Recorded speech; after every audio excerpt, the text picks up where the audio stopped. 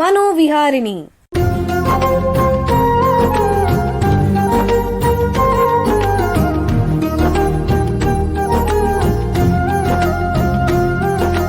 ಬೆಂಗಳೂರಿನ ನಿಮ್ಹಾನ್ಸ್ ವತಿಯಿಂದ ಮಾನಸಿಕ ಆರೋಗ್ಯ ಮತ್ತು ನರವಿಜ್ಞಾನ ಕುರಿತ ಪ್ರಾಯೋಜಿತ ಶಿಕ್ಷಣ ಮಾಲಿಕೆ. ಸಹಯೋಗ ಕರ್ನಾಟಕ ವಿಜ್ಞಾನ ಮತ್ತು ತಂತ್ರಜ್ಞಾನ ಅಕಾಡೆಮಿ, ವಿಜ್ಞಾನ ಮತ್ತು ತಂತ್ರಜ್ಞಾನ ಇಲಾಖೆ, ಕರ್ನಾಟಕ ಸರ್ಕಾರ. ಕೇಳಿ ಮಾನಸಿಕ ಆರೋಗ್ಯ ಮತ್ತು ನರವಿಜ್ಞಾನ ಕುರಿತ ಮಾಲಿಕೆ ಮನೋವಿಹಾರಿಣಿ. ನಮಸ್ಕಾರ ಶ್ರೋತೃಗಳೇ, ನಿಮಗೆಲ್ಲರಿಗೂ ಮನೋವಿಹಾರಿಣಿ ಶಿಕ್ಷಣ ಮಾಲಿಕೆಯ ಈ ಸಂಚಿಕೆಗೆ ಆತ್ಮೀಯ ಸ್ವಾಗತ. ಹಿಂದಿನ ಸಂಚಿಕೆಯಲ್ಲಿ ಹದಿಹರೆಯದವರ ಮಾನಸಿಕ ಆರೋಗ್ಯ ಮತ್ತು ಯೋಗಕ್ಷೇಮ, ಹದಿಹರೆಯದವರಲ್ಲಿ ಕಂಡುಬರುವಂತಹ ಮಾನಸಿಕ ಅಸ್ವಸ್ಥತೆಗಳ ಬಗ್ಗೆ ತಿಳ್ಕೊಂಡ್ವಿ. ಇವತ್ತು ವಿವಿಧ ವಯೋಮಿತಿಗಳಲ್ಲಿ ಉಂಟಾಗುವಂತಹ ಗಂಭೀರವಾದ ಸಮಸ್ಯೆಯಾಗಿರೋ ಆತ್ಮಹತ್ಯೆ ಮತ್ತು ಆತ್ಮಹತ್ಯೆ ತಡೆಗಟ್ಟುವಿಕೆಯ ಬಗ್ಗೆ ತಿಳ್ಕೊಳ್ಳೋಣ. ಮೊನ್ನೆ ಬೆಳಗ್ಗೆ ನಮ್ಮ ಸಹೋದ್ಯೋಗಿಯೊಬ್ಬರು ಬಹಳ ಆತಂಕದಿಂದ ದೂರವಾಣಿ ಕರೆ ಮಾಡಿದ್ರು. ಅವರ ಧ್ವನಿಯಿಂದಲೇ ಏನೋ ಆಘಾತಕಾರಿ ಸಮಾಚಾರ ಇದೆ ಅಂತ ಗೊತ್ತಾಯಿತು. ಅವರ ಮಗ ಅಕಾಲ ಮರಣಕ್ಕೆ ತುತ್ತಾಗಿದ್ದ. ಅವನು ಪರೀಕ್ಷೆಯಲ್ಲಿ ಕಡಿಮೆ ಮಾರ್ಕ್ಸ್ ತಗೊಂಡು ಖಿನ್ನತೆಗೆ ಒಳಗಾಗಿ ಆತ್ಮಹತ್ಯೆ ಮಾಡಿಕೊಂಡಿರೋ ವಿಷಯ ತಿಳಿದು ನಾವೆಲ್ಲ ದಂಗಾಗ್ಬಿಟ್ವಿ. ಏನೇ ಆಗಲಿ, ತಂದೆ ತಾಯಿಗಳ ಮುಂದೆ ಮಕ್ಕಳು ಹೋಗ್ಬಿಟ್ರೆ ಅದಕ್ಕಿಂತ ದುಃಖದ ಸಂಗತಿ ಇನ್ನೊಂದಿಲ್ಲ. ಪುತ್ರ ಶೋಕಂ ನಿರಂತರಂ ಅನ್ನೋ ಥರ ಆ ತಂದೆ ತಾಯಿಗಳನ್ನು ನೋಡೋಕ್ಕಾಗ್ತಿರ್ಲಿಲ್ಲ. ಅವರ ದುಃಖಕ್ಕೆ ಮಿತಿಯೇ ಇಲ್ಲ. ಆವತ್ತಿನಿಂದ ಅವರ ಜೀವನನೇ ಬದಲಾಗೋಯ್ತು. ಒಟ್ಟಿನಲ್ಲಿ ಈ ಆತ್ಮಹತ್ಯೆ ಅನ್ನೋದು ಜನರನ್ನು, ಸಮುದಾಯವನ್ನು ಆವರಿಸಿಕೊಂಡಿರುವಂತಹ ಒಂದು ಭೀಕರ ದುರಂತ. ವಿಶ್ವ ಆರೋಗ್ಯ ಸಂಸ್ಥೆಯ ಪ್ರಕಾರ ಆತ್ಮಹತ್ಯೆ ಅನ್ನೋದು ಯಾವ ವಯಸ್ಸಲ್ಲಿ ಬೇಕಾದರೂ ಆಗಬಹುದು. ಹೀಗಿದ್ರೂ 15ರಿಂದ 30 ವರ್ಷ ವಯಸ್ಸಿನ ವ್ಯಕ್ತಿಗಳಲ್ಲಿ ಉಂಟಾಗುವಂಥ ಸಾವುಗಳಲ್ಲಿ ಆತ್ಮಹತ್ಯೆನೇ 3ನೇ ಮುಖ್ಯವಾದ ಕಾರಣ ಅಂತೆ. ಆತ್ಮಹತ್ಯೆಗಳು ಹೆಚ್ಚಾಗಿ ಕಂಡುಬರೋದು ಕಡಿಮೆ ಆದಾಯ ಮತ್ತು ಮಧ್ಯಮ ಆದಾಯ ಇರೋ ರಾಷ್ಟ್ರಗಳಲ್ಲಿ, ಅಂದರೆ ಲೋ ಆ್ಯಂಡ್ ಮಿಡಲ್ ಇನ್ಕಮ್ ಕಂಟ್ರೀಸ್ಗಳಲ್ಲಿ. ಇದರ ಬಗ್ಗೆ ಸಮಾಜ ಎಚ್ಚೆತ್ತುಕೊಂಡು ಹೆಚ್ಚಿಗೆ ನಿಗಾ ವಹಿಸದಿದ್ದರೆ ನಮ್ಮ ದೇಶದ ಭವಿಷ್ಯ ಆಗಿರುವಂಥ ಹದಿಹರೆಯದವರು, ನವ ಯುವಕ ಯುವತಿಯರನ್ನು ನಾವು ಕಳ್ಕೊಂಡ್ಬಿಡ್ತೀವಿ. ಹಾಗಾಗಿ ಆತ್ಮಹತ್ಯೆ ಮಾತ್ರವಲ್ಲ, ಆತ್ಮಹತ್ಯೆಯನ್ನು ಹೇಗೆ ತಡೆಗಟ್ಟೋದು ಅನ್ನೋದ್ರ ಬಗ್ಗೆ ಕೂಡ ನಮಗೆ ಮಾಹಿತಿ ಬಹಳ ಮುಖ್ಯ. ಆತ್ಮಹತ್ಯೆ ಮತ್ತು ಅದರ ತಡೆಗಟ್ಟುವಿಕೆಯ ಬಗ್ಗೆ ಸಾಕಷ್ಟು ಕೆಲಸ ಮಾಡ್ತಾ ಇರೋ ನಿಮ್ಹಾನ್ಸ್ನ ಮನೋಸಾಮಾಜಿಕ ಕಾರ್ಯ ವಿಭಾಗದಲ್ಲಿ ಹೆಚ್ಚುವರಿ ಪ್ರಾಧ್ಯಾಪಕರಾಗಿರುವಂತಹ ಡಾಕ್ಟರ್ ಅನೀಶ್ ಚೆರಿಯನ್ ಅವರು ನಮ್ಮೊಂದಿಗಿದ್ದಾರೆ. ಅವರು ಈ ವಿಷಯಕ್ಕಾಗಿಯೇ ಸ್ಥಾಪನೆಯಾಗಿರುವಂಥ ಎನ್ಸ್ಪ್ರೈಟ್ ಅನ್ನೋ ಕೇಂದ್ರದ ಮುಖ್ಯಸ್ಥರು ಕೂಡ. ಅವರ ಹತ್ರ ಈ ವಿಷಯದ ಬಗ್ಗೆ ಇನ್ನೂ ಹೆಚ್ಚು ವಿವರ ತಿಳ್ಕೊಳ್ಳೋಣ. ನಮಸ್ಕಾರ ಡಾಕ್ಟರ್ ಅನೀಶ್ ಚೆರಿಯನ್ ಅವರೇ. ನಮಸ್ಕಾರ ಸರ್. ನಿಮಗೆ ಈ ಕಾರ್ಯಕ್ರಮಕ್ಕೆ ಸ್ವಾಗತ. ಡಾಕ್ಟರ್ ಅನೀಶ್ ಚೆರಿಯನ್ ಅವರೇ, ನಿಮಗೆ ಮೊದಲನೇ ಪ್ರಶ್ನೆ ಏನು ಅಂತಂದರೆ, ಜನರು ಆತ್ಮಹತ್ಯೆ ಮಾಡಿಕೊಳ್ಳಕ್ಕೆ ಪ್ರಮುಖ ಕಾರಣಗಳು ಯಾವುವು? ಭಾರತದಲ್ಲಿ ಆತ್ಮಹತ್ಯೆಯ ಸಾವುಗಳು ಎಷ್ಟು ಪ್ರಮಾಣದಲ್ಲಿದೆ? ದಯವಿಟ್ಟು ತಿಳಿಸ್ಕೊಡಿ. ನೀವು ತುಂಬ ಮುಖ್ಯವಾದಂಥ ವಿಷಯ ಬಗ್ಗೆ ಇವತ್ತು ಚರ್ಚೆಗೆ ತಗೊಂಡಿದ್ದೀರಾ. ನೀವು ಹೇಳಿದ ಹಾಗೆ ವಿಶ್ವ ಆರೋಗ್ಯ ಸಂಸ್ಥೆ ಪ್ರಕಾರ ವರ್ಷದಲ್ಲಿ ಒಂದು ಅಂಕಿಅಂಶದ ಪ್ರಕಾರ ಒಂದು 8 ಲಕ್ಷದಷ್ಟು ಜನ ತೀರ್ಕೊಳ್ತಾರೆ ವಿಶ್ವದಲ್ಲಿ ಆತ್ಮಹತ್ಯೆಯಿಂದ. ಅದರಲ್ಲಿ ನೀವು ಹೇಳಿದಾಗೆ low and middle income countries ಅಲ್ಲಿ 77% ಆಫ್ ದ ಸೂಸೈಡ್ ಆಗುವಂಥದ್ದು ಈ ತರ ದೇಶಗಳಲ್ಲಿ. ಮುಕ್ಕಾಲು ಭಾಗ ಅಲ್ಲೇ ಆಗಲ್ಲ. ಸರಿ. ಅಂಕಿಅಂಶದ ಪ್ರಕಾರ ಒಂದು 45 ಸೆಕೆಂಡ್ಸ್ಗೆ ಒಂದು ಜೀವನ ಕಳ್ಕೊಳ್ತೀವಿ ಈ ಪ್ರಕಾರದಲ್ಲಿ. ಪ್ರಪಂಚದಲ್ಲಿ ಪ್ರತಿ 45 ಸೆಕೆಂಡ್ ಒಬ್ರು ಅದರಲ್ಲಿ ಎಷ್ಟೋ ಜನರು ಇಂಡಿಯಾದವರೇ ಆಗಿರ್ತಾರೆ. ಅಂದ್ರೆ ಅಂಕಿಅಂಶದ ಪ್ರಕಾರ ನಮ್ದು NCRB ಅಂತ ನ್ಯಾಷನಲ್ ಕ್ರೈಮ್ ರಿಪೋರ್ಟ್ ಬ್ಯೂರೋ ವರದಿ ಪ್ರಕಾರ ವರ್ಷಕ್ಕೆ 1.5 ಲಕ್ಷಕ್ಕೆ ಅಧಿಕವಾದ ಜನ ಭಾರತದಲ್ಲಿ ಜೀವನ ಕಳ್ತಾರೆ ಆತ್ಮಹತ್ಯೆಗೆ. ದೊಡ್ಡ ಸಂಖ್ಯೆನೇ, ದೊಡ್ಡ ಸಂಖ್ಯೆ. ಅದು ನೀವು ಕಳೆದ 10 ವರ್ಷಕ್ಕೆ ನೋಡಿದ್ರೆ ಎಲ್ಲ ವರ್ಷವೂ ಜಾಸ್ತಿ ಆಗ್ತಾನೂ ಇದೆ. ಇದರಲ್ಲಿ ವಿವಿಧ ಕಾರಣಗಳಿರ್ಬೋದು. ಯಾವತ್ತು ಆತ್ಮಹತ್ಯೆ ಅನ್ನೋದು ಒಂದು ಕಾರಣಕ್ಕೆ ಅನ್ನುವಂಥದ್ರಲ್ಲಿ ಇರೋದಿಲ್ಲ. ಅದರಲ್ಲಿ ಇಟ್ಸ್ ವೆರಿ ಕಾಂಪ್ಲೆಕ್ಸ್, ಅಂದ್ರೆ ತುಂಬಾ ಸಂಕೀರ್ಣವಾದಂಥ ವಿಷಯ. ವಿವಿಧ ಕಾರಣಗಳಿರ್ಬೋದು. ಅಂಕಿಅಂಶಗಳ ಪ್ರಕಾರ ಜಾಸ್ತಿ ಹಾಕೊಂಡು ಬರೋದು ಕೌಟುಂಬಿಕ ಸಮಸ್ಯೆಗಳಿರ್ಬೋದು. ಅದು ಗಂಡ ಹೆಂಡತಿಗಳ ಮಧ್ಯೆ ಇರ್ಬೋದು, ಮಕ್ಕಳ ಮಧ್ಯೆಗಳಿರ್ಬೋದು, ಅಪ್ಪ ಮತ್ತು ಮಕ್ಕಳ ಸಂಬಂಧಗಳಿರುವಂತಹ ಸಮಸ್ಯೆ. ದಿನಪತ್ರಿಕೆಯಲ್ಲಿ ಓದ್ತಾ ಇರ್ತೀವಲ್ಲ, ಗಂಡ ಹೆಂಡತಿ ಮಧ್ಯೆ ವಿರಸಾಗಿ ಆತ್ಮಹತ್ಯೆ ಮಾಡಿಕೊಂಡು ಸಾಮಾನ್ಯ. ಇದು ತುಂಬಾ ಸಾಮಾನ್ಯವಾಗಿ ನಮ್ಮ ಒಂದು ಇಂಡಿಯನ್ ಪಾಪ್ಯುಲೇಷನ್ ಅಲ್ಲಿ ಕಾಣಿಸ್ಕೊಳ್ಳುತ್ತೆ. ಅದೇ ತರ ಕಾಯಿಲೆಗಳು, ಅಂದ್ರೆ ದೀರ್ಘಕಾಲದ ಕಾಯಿಲೆಗಳಿರ್ಬೋದು. ಫಾರ್ ಎಕ್ಸಾಂಪಲ್ HIV ಇರ್ಬೋದು, ಕ್ಯಾನ್ಸರ್. ಅಂದ್ರೆ ದೀರ್ಘಕಾಲವಾಗಿ ಅವ್ರಿಗೆ ಕಾಯಿಲೆಗಳಿರೋದ್ರಿಂದ ಮನಸ್ಸು ಕುಗ್ಗಿ ಹೋಗುತ್ತೆ. ಅಂದ್ರೆ ನೋವು ತಡ್ಕೊಳ್ಳೋದು ಇನ್ನೊಂದು ರೀತಿ, ಅದರಿಂದ ಅವ್ರಿಗೆ ಮನಸ್ಸಿಗೊಂಥರ ಆಗಿ ಅದು ಒಂದು ಕಾರಣವಾಗಬಹುದು. ಅದೇ ತರ ಮಾದಕ ದ್ರವ್ಯಗಳು ಅಥವಾ ಮದ್ಯಪಾನ, ಇದು ಕೂಡ ಒಂದು ಕಾರಣ ಆಗ್ಬೋದು. ಅದರಲ್ಲಿ ಮದ್ಯಪಾನ ಮಾಡುವವರಲ್ಲಿ ಆತ್ಮಹತ್ಯೆ ಜಾಸ್ತಿಯಾಗಿ ಕಂಡು ಬರಬಹುದು. ಬಹುಶಃ ಅವರ ಮಾನಸಿಕ ಸ್ಥಿತಿ ಅದರಿಂದ ಬದಲಾಗಿ ಅದರಿಂದ ಅವ್ರು ಹೆಚ್ಚಿಗೆ ಆಗುವಂತ ಚಾನ್ಸಸ್ ಇರಬಹುದು. ಅದೇ ತರ ಆರ್ಥಿಕ ಸಮಸ್ಯೆಗಳು, ಈಗ ರೈತರುಗಳಿರ್ಬೋದು, ಬಿಸ್ನೆಸ್ ಮ್ಯಾನ್ಗಳಿರ್ಬೋದು, ಅವರಲ್ಲಿ ಆರ್ಥಿಕವಾದಂತಹ ಒಂದು ಸಮಸ್ಯೆಗಳು ಬಂದಾವ, ಅದರಿಂದ ಹೇಗೆ ಹೊರಗೆ ಬರೋದು ಕಷ್ಟ ಅನ್ನುವಂಥ ಒಂದು ಮನಸ್ಥಿತಿ ಅವ್ರು ಬಂದಾಗ ಅದು ಕೂಡ ಒಂದು ಆತ್ಮಹತ್ಯೆಗೆ, ಅಂದ್ರೆ ಆರ್ಥಿಕ ಹೊರೆ ಆಗಿರುತ್ತೆ ಅಥವಾ ಸಾಲ ಮಾಡ್ಕೊಂಡಿರ್ತಾರೆ, ಅದನ್ನ ತೀರ್ಸಕ್ಕಾಗದೆ ಇರ್ಬೋದು, ಇದನ್ನ ಆರ್ಥಿಕ ಬಾಧೆಯಿಂದ ತಡ್ಕೊಳಕ್ಕಾಗದೆ ಮಾಡ್ಕೋಬಹುದು, ಅದು ಇರ್ಬೋದು. ಅದೇ ತರ ಈಗ ಆತ್ಮೀಯ ಅಥವಾ ನಮ್ಮ ಹತ್ರದವರು ಯಾರೋ ತಿರ್ಕೊಂಡ್ರೆ, ಈಗ ನಮ್ಮ ಪತ್ನಿ ಇರ್ಬೋದು, ಅಥವಾ ಪತಿ ಇರ್ಬೋದು, ಅಥವಾ ಅಪ್ಪ ಅಮ್ಮ ಇರ್ಬೋದು, ಹತ್ರದವ್ರು ಯಾರೋ ಕಳ್ಕೊಂಡ್ರೆ ಅದು ಕೂಡ ಒಂದು ಆ ನೋವನ್ನು ತಡೆಗೊಳಕ್ಕಾಗದೆ ಅದು ಕೂಡ ಆತ್ಮಹತ್ಯೆ ಅಗಲಿಕೆಯನ್ನು ತಡ್ಕೊಳಕ್ಕಾಗದೆ ಮನನೊಂದು ಹೋಗ್ಬಿಡ್ತಾರೆ.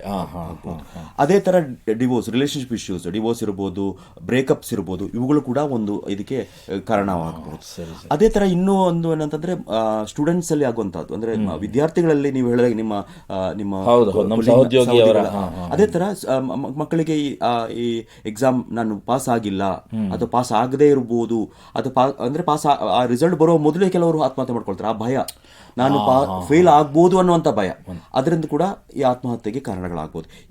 ಇವುಗಳು ಸಾಧಾರಣವಾಗಿ ನಮ್ಮ ಇಂಡಿಯಾದಲ್ಲಿ ಕಾಣಿಸುವಂಥ ಕಾರಣಗಳು. ಅಂದರೆ ಎಷ್ಟೋ ವಿವಿಧ ಕಾರಣಗಳಿಂದ ಈ ರೀತಿ ಆಗ್ಬೋದು. ನಮ್ಮ ದೇಶದಲ್ಲಿ ಸಾಕಷ್ಟು ಜನ, ನೀವು ಹೇಳಿರೋ ಅಂಕಿಅಂಶಗಳ ಪ್ರಕಾರ ಸಾಕಷ್ಟು ಜನ ಆತ್ಮಹತ್ಯೆಗೆ ಶರಣಾಗ್ತಾ ಇದ್ದಾರೆ ಅಂತ ಹೇಳ್ತಾ ಇದ್ದಾರೆ. ಈಗ ಒಂದು ಸಣ್ಣ ವಿರಾಮ ತಗೊಳ್ಳೋಣ. ನಂತರ ಆತ್ಮಹತ್ಯೆ ಮತ್ತು ಅದರ ತಡೆಗಟ್ಟುವಿಕೆ ಬಗ್ಗೆ ಹೆಚ್ಚಿನ ಚರ್ಚೆಯನ್ನು ಮುಂದುವರಿಸೋಣ. ಬೆಂಗಳೂರಿನ ನಿಮ್ಹಾನ್ಸ್ ಮಾನಸಿಕ ಆರೋಗ್ಯ ಮತ್ತು ನರವಿಜ್ಞಾನ ಕ್ಷೇತ್ರದಲ್ಲಿ ಹೆಸರುವಾಸಿ. ಶ್ರೇಷ್ಠ ಗುಣಮಟ್ಟದ ಔಷಧೋಪಚಾರ, ಸಂಶೋಧನೆ ಮತ್ತು ತರಬೇತಿ ಇವೇ ನಿಮ್ಹಾನ್ಸ್ನ ಪ್ರಮುಖ ಧ್ಯೇಯಗಳು. ದೇಶದ ವಿವಿಧ ಭಾಗಗಳಿಂದ ಬರುವ ಲಕ್ಷಾಂತರ ಜನರಿಗೆ ಚಿಕಿತ್ಸೆ ನೀಡುವ ನಿಮ್ಹಾನ್ಸ್ಗೆ ರಾಷ್ಟ್ರೀಯ ಪ್ರಾಮುಖ್ಯತಾ ಸಂಸ್ಥೆ ಎಂಬ ಗೌರವ. ಚಿಕಿತ್ಸೆ ಮತ್ತು ವೈದ್ಯಕೀಯ ಸೇವೆಗಳ ಜೊತೆಯಲ್ಲಿ ನರರೋಗ ಮತ್ತು ಮನೋವೈದ್ಯಕೀಯ ಪುನರ್ವಸತಿ ಸೇವೆಗಳು, ಸಮುದಾಯ ಮಟ್ಟದ ಆರೋಗ್ಯ ಕಾರ್ಯಕ್ರಮಗಳನ್ನು ನಡೆಸುವುದು ಹಾಗೂ ಜನಜಾಗೃತಿ ಮೂಡಿಸುವ ಕೆಲಸಗಳಲ್ಲಿ ಸಕ್ರಿಯವಾಗಿದೆ ನಿಮ್ಹಾನ್ಸ್.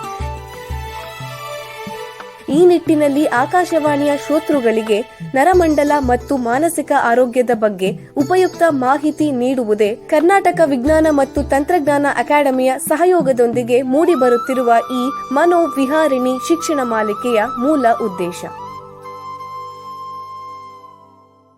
ವಿರಾಮದ ನಂತರ ಮನೋವಿಹಾರಣೆಯ ಈ ಸಂಚಿಕೆಗೆ ನಿಮಗೆಲ್ಲರಿಗೂ ಮತ್ತೊಮ್ಮೆ ಸ್ವಾಗತ. ವಿರಾಮಕ್ಕೆ ಮುಂಚೆ ಹದಿಹರೆಯದವರಲ್ಲಿ ಮತ್ತು ನವ ಯುವಕ ಯುವತಿಯರಲ್ಲಿ ಸಂಭವಿಸುವಂಥ ಆತ್ಮಹತ್ಯೆ ಮತ್ತು ಅದರ ತಡೆಗಟ್ಟುವಿಕೆಯ ಬಗ್ಗೆ ನಿಮ್ಹಾನ್ಸ್ನ ತಜ್ಞರಾದ ಡಾಕ್ಟರ್ ಅನೀಶ್ ಚೆರಿಯನ್ ಅವರ ಹತ್ರ ಮಾತಾಡ್ತಾ ಇದ್ವಿ. ಈಗ ಈ ಚರ್ಚೆನ ಮುಂದುವರ್ಸೋಣ. ಡಾಕ್ಟ್ರೇ, ಯಾರ ಆತ್ಮಹತ್ಯೆ ಮಾಡ್ಕೋಬಹುದು ಅಥವಾ ಮಾಡ್ಕೋತಾರೆ ಅಂತ ನಾವು ಊಹಿಸಕ್ಕೆ ಸಾಧ್ಯವೇ? ಇದು ಒಂದು ಮುಖ್ಯವಾದಂಥ ಕ್ವಶನ್. ಇದು ಆತ್ಮಹತ್ಯೆ ಒಂದು ಸೂಕ್ಷ್ಮ ಮತ್ತು ಗಂಭೀರ ವಿಷಯ. ಯಾರಾದ್ರೂ ಆತ್ಮಹತ್ಯೆ ಮಾಡ್ಕೊಳ್ತಾರೋ ಅಂತ ನಿಶ್ಚಿತವಾಗಿ ಹೇಳೋದು ಕಷ್ಟ ಆಗುತ್ತೆ. ಆದ್ರೆ ಆತ್ಮಹತ್ಯೆಯ ಅಪಾಯಕಾರಿ ಅಂಶಗಳು ಅಂದ್ರೆ ರಿಸ್ಕ್ ಫ್ಯಾಕ್ಟರ್ಸ್ ಇರ್ಬೋದು, ಎಚ್ಚರಿಕೆ ಸೈನ್ಗಳು, ಇವುಗಳನ್ನ ಅರ್ಥ ಮಾಡ್ಕೊಂಡ್ರೆ ನಮ್ಗೆ ಅವ್ರಿಗೆ ಸಹಾಯ ಮಾಡ್ಕೋಬಹುದು. ಅಂದ್ರೆ ಸುತ್ತಮುತ್ತಲಿರೋರು ಗಮನಿಸ್ತಾ ಇರಬೇಕು. ಹೌದು ಹೌದು, ಸರಿ ಸರಿ. ಕೆಲವೊಂದು ಉದಾಹರಣೆ ಹೇಳೋದಾದ್ರೆ ವರ್ಬಲ್ ವಾರ್ನಿಂಗ್ ಸೈನ್ಸ್ ಅಂದ್ರೆ ಮೌಖಿಕವಾದಂತಹ ಎಚ್ಚರಿಕೆ ಸೈನ್ಗಳು. ಅಂದ್ರೆ ನಾನು ಬದುಕಲು ಇಷ್ಟಪಡೋದಿಲ್ಲ, ನಾನು ಬದುಕಿ ಪ್ರಯೋಜನ ಇರೋದಿಲ್ಲ, ಇದರಿಂದ ಮುಕ್ತಿ ಆಗ್ಬೇಕು ಅನ್ನಂತ ಅವರಾಗಿ ಹೇಳುವಂತ, ಅವರೇ ಹೇಳಿದ್ರೆ.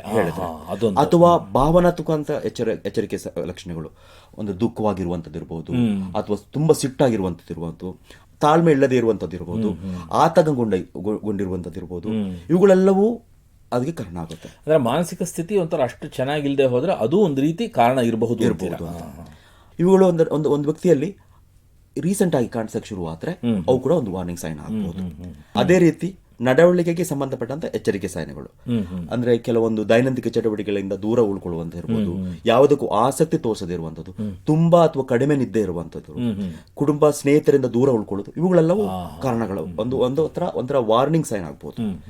ಅದೇ ತರ ರಿಸ್ಕ್ ಫ್ಯಾಕ್ಟರ್ಸ್, ಅಪಾಯಕಾರಿಯಾದ ಅಂಶಗಳು, ಕೆಲವೊಂದು ಕೆಲವು ಜೆಂಡರ್ ಇಶ್ಯೂಸ್ ಇರ್ಬೋದು. ಅಂದ್ರೆ ಗಂಡಸರಲ್ಲಿ ಸೂಸೈಡ್ ಜಾಸ್ತಿ ಕಾಣಿಸಿಕೊಂಡ್ರು ಹೆಂಗಸರಲ್ಲಿ ಸೂಸೈಡ್ ಅಟೆಂಪ್ಟ್ಸ್ ಅಥವಾ ಸೂಸೈಡ್ ಆಲೋಚನೆಗಳು ಜಾಸ್ತಿ ಇರ್ಬೋದು. ಅದೇ ತರ ಮುಖ್ಯವಾದ ಇನ್ನೊಂದು ರಿಸ್ಕ್ ಫ್ಯಾಕ್ಟರ್ಸ್ ಅಂದ್ರೆ ಪಾಸ್ಟ್ ಹಿಸ್ಟ್ರಿ, ಹಿಂದೆ ಆತ್ಮಹತ್ಯೆಯನ್ನ ಪ್ರಯತ್ನ ಮಾಡಿರುವಂತದ್ದು. ಅದೊಂದು ತುಂಬಾ ಇಂಪಾರ್ಟೆಂಟ್ ಅಂತಂದ್ರೆ ಅವರು ಮಾಡಿಕೊಳ್ಳೋ ಸಾಧ್ಯತೆ ಹೆಚ್ಚಿಗೆ ಇರುತ್ತೆ. ಅದನ್ನ ನಾವು ಅರ್ಥ ಮಾಡ್ಕೋಬೇಕು. ಅದೇ ತರ ಗಂಭೀರ ಅಥವಾ ದೀರ್ಘಕಾಲೀನ ಕಾಯಿಲೆಗಳಿರ್ಬೋದು, ಅಥವಾ ಅಗ್ರೆಸಿವ್ ಟೆಂಡೆನ್ಸಿ ಅಂದ್ರೆ ಇಂಪಲ್ಸಿವಿಟಿ ಅಂತ ಹೇಳ್ತಾರೆ ಅವುಗಳಿರುವವರಲ್ಲಿ, ಅಥವಾ ತಕ್ಷಣ ನಿರ್ಧಾರ ತಗೊಳ್ಳುವಂತಹ ವ್ಯಕ್ತಿಗಳಲ್ಲಿ, ಮಾನಸಿಕ ಕಾಯಿಲೆ ಇರುವವರಲ್ಲಿ ಅವುಗಳು ಕೂಡ ಮುಖ್ಯ ಒಂದು ರಿಸ್ಕ್ ಫ್ಯಾಕ್ಟರ್ ಆಗ್ಬೋದು. ಅದೇ ತರ ಫ್ಯಾಮಿಲಿ ಹಿಸ್ಟ್ರಿ, ಮನೇಲಿ ಯಾರಾದ್ರೂ ಆತ್ಮಹತ್ಯೆ ಮಾಡ್ಕೊಂಡಂತ ಇರಬಹುದು, ಅಥವಾ ಜನರಲ್ಲಿ ಒಂಟಿತನ, ಅಥವಾ ಸಬ್ಸ್ಟೆನ್ಸ್ ಯೂಸ್ ಅಥವಾ ಮದ್ಯಪಾನ ಇರುವಂತದ್ರಲ್ಲಿ ಜಾಸ್ತಿ ಆದಂತ ಅವುಗಳು ರಿಸ್ಕ್ ಫ್ಯಾಕ್ಟರ್ ಆಗ್ಬೋದು. ವಿವಿಧ ಕಾರಣಗಳಿಂದ ಆಗತ್ತೆ, ವಿವಿಧ ರಿಸ್ಕ್ ಫ್ಯಾಕ್ಟರ್ಸ್ ಇರುತ್ತೆ. ಕೆಲವು ಸರಿ ಇದು ಯಾರು ಮಾಡ್ಕೋತಾರೆ ಅಂತ ಹೇಳೋದು ಕಷ್ಟ, ಬಟ್ ಚಿಹ್ನೆಗಳಿದೆ ಅಂತ ಹೇಳ್ತೀರಾ. ಮತ್ತೆ ಹಾಗಾದ್ರೆ ನಾವು ಇದು ತಡೆಗಟ್ಟೋದು ಹೇಗೆ? ಇವಾಗ ಗೊತ್ತಾಯ್ತು ಯಾರೋ ಬಹುಶಃ ಈತ ಆತ್ಮಹತ್ಯೆ ಮಾಡ್ಕೋತಾನೇನೋ ಅಂತ, ಹೇಗೆ ನಾವು ತಡೆಗಟ್ಟೋದು? ಆತ್ಮಹತ್ಯೆ ಬಗ್ಗೆ ವಿಚಾರಿಸಬೇಕಾಗುತ್ತೆ ಜನರಲ್ಲಿ. ಈಗ ನಿಮಗೆ ಅನ್ಸುತ್ತೆ ನೀವು ಈ ರಿಸ್ಕ್ ಫ್ಯಾಕ್ಟರ್ಸ್ ಅರ್ಥ ಮಾಡ್ಕೊಂಡಿದ್ದೀರಾ ಅಂದ್ರೆ ಬಹುಶಃ ಅವ್ರ ಬಗ್ಗೆ ಮಾತಾಡಿದ್ರೆ ನೇರವಾಗಿ ಅದು ಬಹಳ ಮುಖ್ಯ ಆಗತ್ತೆ. ಹೌದು. ಒಂದ್ ವೇಳೆ ನಿಮ್ಗೆ ಗೊತ್ತಾಯ್ತು ಅವ್ರ ಹತ್ರ ಈ ವಾರ್ನಿಂಗ್ ಸೈನ್ಸ್ ಇದೆ, ಅವ್ರಿಗೆ ಈ ತರ ಆದಂತಹ ರಿಸ್ಕ್ ಫ್ಯಾಕ್ಟರ್ಸ್ ಇದೆ, ಅದನ್ನ ನೀವು ಐಡೆಂಟಿಫೈ ಮಾಡಿದಿರಾ, ಅವರನ್ನ ಮಾತಾಡಿಸಬಹುದು ನೀವು. ಅದು ಬಹಳ ಮುಖ್ಯ. ಈ ತರ ಅವ್ರು ಒಬ್ಬಂಟಿಯಾಗಿ ಇದ್ದಾರೆ, ಅವ್ರಿಗೇನೋ ಒಂದು ನಿಮ್ಮ ಮನಸ್ಸಲ್ಲಿ ಅವ್ರಿಗೇನೋ ಅವ್ರಿಗೆ ಸರಿಯಾಗಿ ಕಾಣಿಸ್ತಾ ಇಲ್ಲ ಅಂದ್ರೆ ಅವ್ರ ಹತ್ರ ಕೇಳ್ಕೋಬಹುದು. ಅದೇ ತರ ವೃತ್ತಿಪರವಾದಂಥ ಸಹಾಯ ಪಡ್ಕೋಬಹುದು, ಪ್ರೊಫೆಷನಲ್ ಹೆಲ್ಪ್ ಅಂದ್ರೆ ಸೈಕ್ಯಾಟ್ರಿಸ್ಟ್ ಇರ್ಬೋದು, ಸೈಕಾಲಜಿಸ್ಟ್ ಇರ್ಬೋದು, ಅಂತವರಿಂದ ಸಹಾಯ ಪಡ್ಕೋಬಹುದು. ಸಾಮಾಜಿಕ ಬೆಂಬಲವನ್ನು ಸ್ಟ್ರೆಂಥನ್ ಮಾಡಬಹುದು, ಅಂದ್ರೆ ಅವರ ಸೋಷಿಯಲ್ ನೆಟ್ವರ್ಕ್ ಇರುತ್ತಲ್ಲ, ಸೋಷಿಯಲ್ ಅದನ್ನ ಜನ ಅವ್ರಿಗೆ ಬೆಂಬಲ ಕೊಟ್ಟರೆ ಸಹಾಯ ಆಗುತ್ತೆ.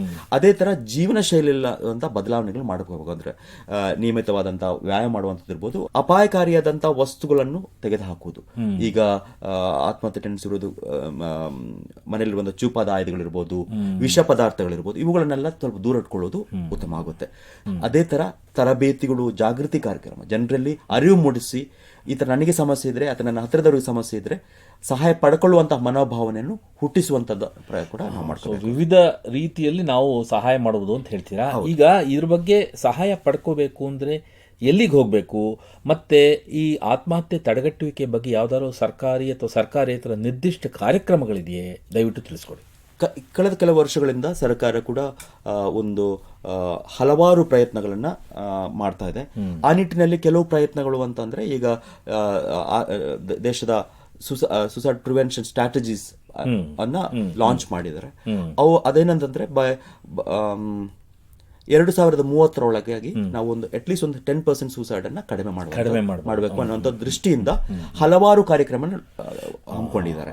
ಅದ್ರಲ್ಲಿ ಒಂದು ಮುಖ್ಯವಾಗಿ ನೋಡ್ಕೊಂಡ್ರೆ ಟೆಲಿಮನಸ್ ಅನ್ನುವಂಥದ್ದು ಒಂದು ದೂರವಾಣಿ ಸಂಖ್ಯೆ, ರಾಷ್ಟ್ರವ್ಯಾಪಿ ಕಾರ್ಯಕ್ರಮ 14416 14416 ಅನ್ನುವಂಥ ನಂಬರು. 24 ಗಂಟೆಗೂ ನೀವು ಅದಕ್ಕೆ ಫೋನ್ ಮಾಡ್ಕೋಬಹುದು, ಅದರ ಸಹಾಯ ಪಡ್ಕೊಳ್ಬಹುದು. ಅದರಲ್ಲಿ ಏನಾಗುತ್ತಂದ್ರೆ ಮಾನಸಿಕ ವೈದ್ಯರು ಇರ್ತಾರೆ, ಸೈಕಾಲಜಿಸ್ಟ್ ಇರ್ತಾರೆ, ಸೈಕಾಟ್ರಿಸ್ಟ್, ಸೋಷಿಯಲ್ ವರ್ಕರ್ಸ್ ಇರ್ತಾರೆ, ಅವ್ರ ಕಡೆಯಿಂದ ಸಹಾಯ ಪಡ್ಕೋಬಹುದು. ಅದೇ ತರ ನಾವೀಗ ಒಂದು 11 ಜಿಲ್ಲಾ ಆಸ್ಪತ್ರೆನಲ್ಲೂ, ಅದೇ ತರ ಕೆಲವೊಂದು ತಾಲೂಕು ಹಾಸ್ಪಿಟಲ್ನಲ್ಲೂ ಉಷಸ್ ಮತ್ತು ಯಶಸ್ ಅನ್ನೋ ಪ್ರೋಗ್ರಾಮ್ ಅನ್ನ ಮಾಡ್ತಾ ಇದೀವಿ.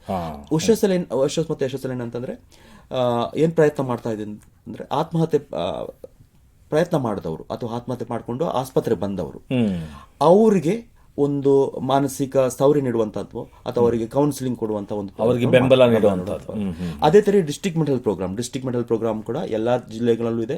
ಅದರಲ್ಲಿ ಒಂದು ಮಾನಸಿಕ ಆರೋಗ್ಯ ತಂಡವೇ ಇದೆ. ಅದೇ ತರ ಎಲ್ಲ ಪ್ರೈಮರಿ ಹೆಲ್ತ್ ಸೆಂಟರ್ಸ್ ಕೂಡ ನೀವು ಸಹಾಯ ಪಡ್ಕೋಬಹುದು.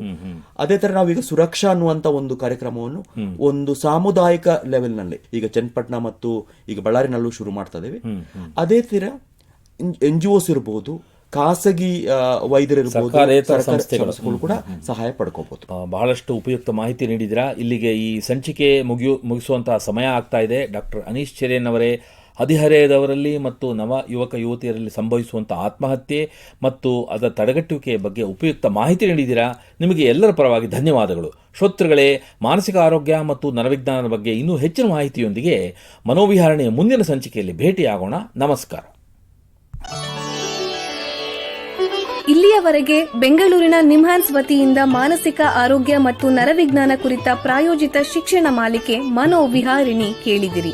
ಸಹಯೋಗ ಕರ್ನಾಟಕ ವಿಜ್ಞಾನ ಮತ್ತು ತಂತ್ರಜ್ಞಾನ ಅಕಾಡೆಮಿ, ವಿಜ್ಞಾನ ಮತ್ತು ತಂತ್ರಜ್ಞಾನ ಇಲಾಖೆ, ಕರ್ನಾಟಕ ಸರ್ಕಾರ. ನೆರವು ಮಾನಸಿಕ ಆರೋಗ್ಯ ಶಿಕ್ಷಣ ವಿಭಾಗ, ನಿಮ್ಹಾನ್ಸ್ ಹಾಗೂ ನಿವೇದಿತಾ BS, ನಿಮ್ಹಾನ್ಸ್. ಸಂಗೀತ ಸಂಯೋಜನೆ ಕೆ. ಕಲ್ಯಾಣ್. ಪರಿಕಲ್ಪನೆ, ನಿರೂಪಣೆ ಮತ್ತು ನಿರ್ಮಾಣ ಡಾಕ್ಟರ್ ಎಂಎಂ ಶ್ರೀನಿವಾಸ್ ಭರತ್ ನಿಮ್ಹಾನ್ಸ್. ನಿಮ್ಮ ಸಂದೇಶಗಳನ್ನು ಕಳಿಸಬೇಕಾದ ದೂರವಾಣಿ ಸಂಖ್ಯೆ 7891105524 7899105524. ವಾಟ್ಸ್ಆಪ್ ಸಂದೇಶಗಳು ಮಾತ್ರ. ಈ ಕಾರ್ಯಕ್ರಮದ ಮುಂದಿನ ಸಂಚಿಕೆ ಮುಂದಿನ ವಾರ ಇದೇ ಸಮಯಕ್ಕೆ ಮನೋವಿಹಾರಿಣಿ ಮಾಲಿಕೆಯಲ್ಲಿ.